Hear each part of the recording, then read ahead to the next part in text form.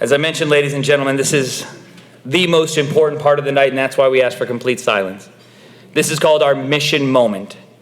This is the bid from the heart where, quite honestly, we aren't going to offer you any sort of prize except the feeling of knowing that you gave from the bottom of your heart directly to our mission. But understand that it's not for me to tell you about our mission. It's for you to hear it and see it firsthand from someone who's been impacted by it for so many years. Ladies and gentlemen, please welcome Patti Strasberg.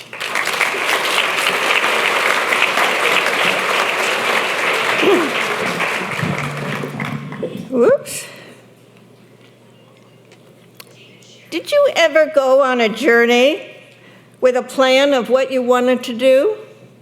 Maybe you planned a family vacation, picked excursions, purchased tickets, and all went well.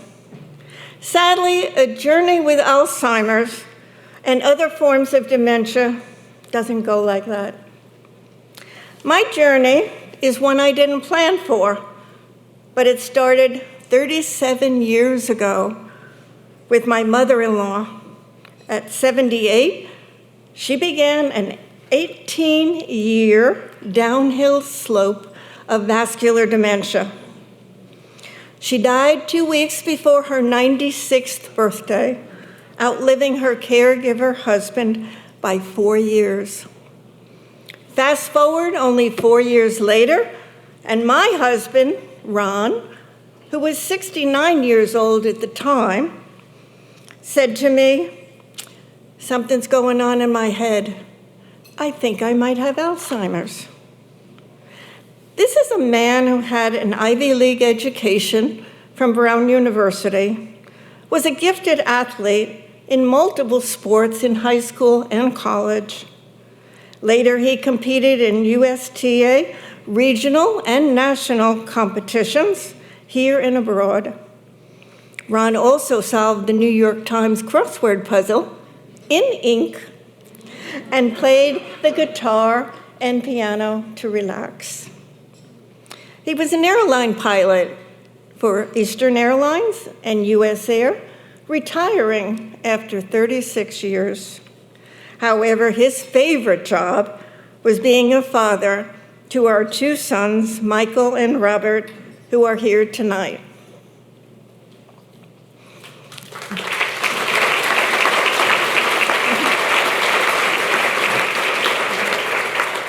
He was my wings, my best friend, my life partner, but in 2013, he was now diagnosed with Alzheimer's. We agreed to make this journey together and take advantage of all resources, searching for anything that might stop, reverse, or scare this disease away. He joined the Brain Fitness Academy, an early-stage Alzheimer's socialization group.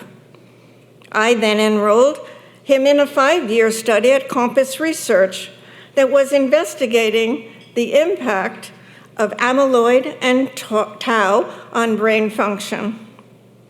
That was where I discovered literature from the Alzheimer Resource and Dementia Center.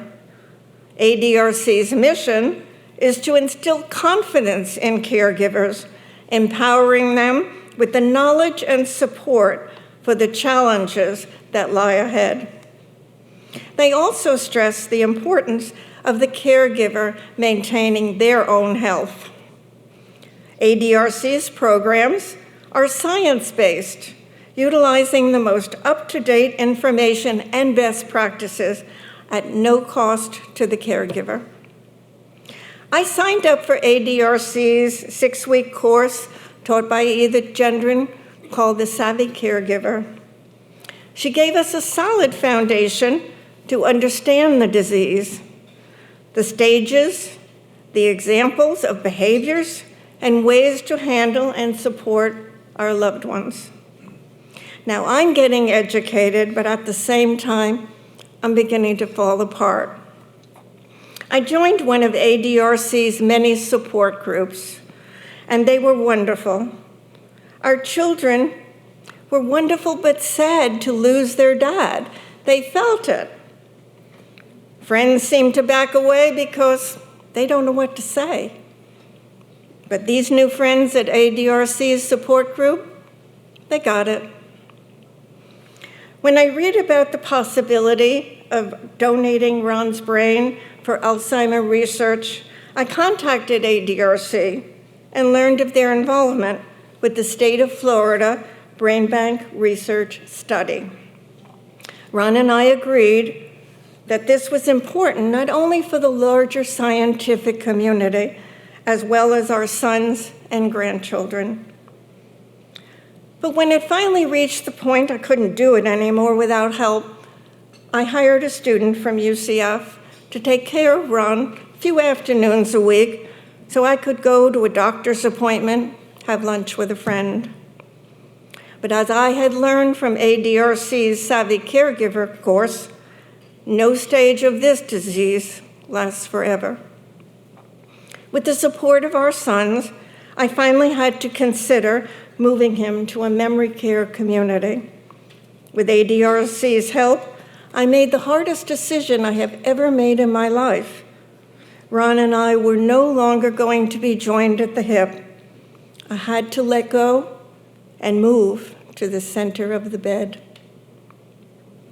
At his community, I checked on him every day, reintroduced myself, and smiled when I fed him or held his hand. That scenario only lasted 6 months, when one day I arrived at the facility to find the front doors were locked and a sign that said, "No visitors were allowed due to COVID." As time went on, I grew more upset with the closed doors, so I went on a letter writing campaign to the government agencies, elected officials, and Alzheimer organizations. I tried to explain how critical it was that our loved ones needed us back in their lives to ease the pain, loneliness, and confusion. One day the phone rang, and the voice on the other end said, "Your husband cut his head. He's on his way to the hospital." I said, "Do they allow visitors?" "Yes, but only one." I jumped in my car and beat the ambulance to the hospital. When I was finally allowed to see him, I went inside with my mask on. He looked confused, so I dropped it. He said, "Is that you, Patti?" I said, "Yes." He burst into tears and he said, "I thought you had passed away." We both cried and embraced for a long time. I then convinced the nurse that I should be allowed to return Ron to his facility in my car. But first, put a smile on his face, I drove straight to McDonald's. Got his favorite drink, 1 chocolate milkshake, please. And for that moment, we were happy. You may be listening and saying to yourself, "Well, that's a touching story, but I'm just here tonight to be with my friend. It's not relevant to me, not a caregiver." But consider this.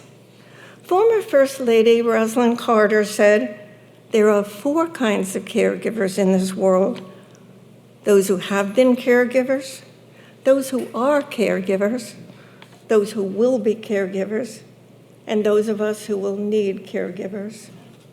So, welcome to the club. This Alzheimer journey is one that I didn't plan for, but it happened. I now know that there are people, resources, and organizations that can help caregivers. ADRC is undoubtedly at the top of the list because no one should go through this journey alone. Thank you.